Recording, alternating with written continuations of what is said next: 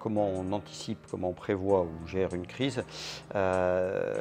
Nous, au service de prévision des crues, nous recevons des données tous les jours de Météo France.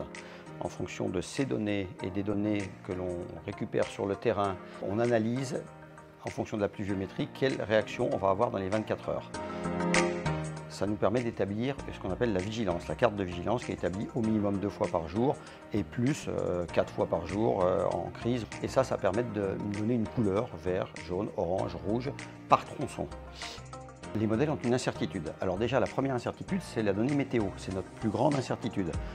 Donc on a différents scénarios de pluie. On prend en compte aussi cette incertitude en analysant systématiquement les événements passés. On partage ces informations avec le SMAR en crise.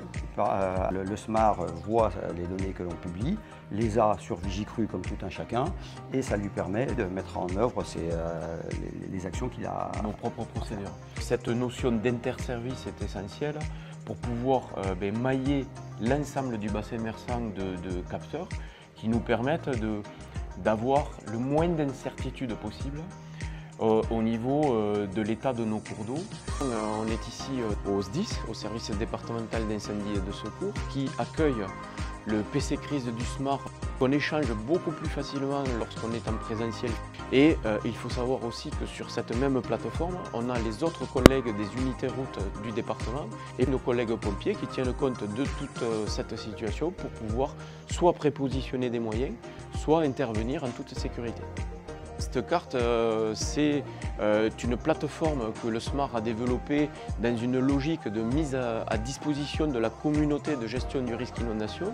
Et c'est ni plus ni moins qu'un agrégateur de données qui nous permet de remonter des informations en temps réel à la fois du niveau de pluviométrie et du niveau des cours d'eau sur l'ensemble du bassin versant.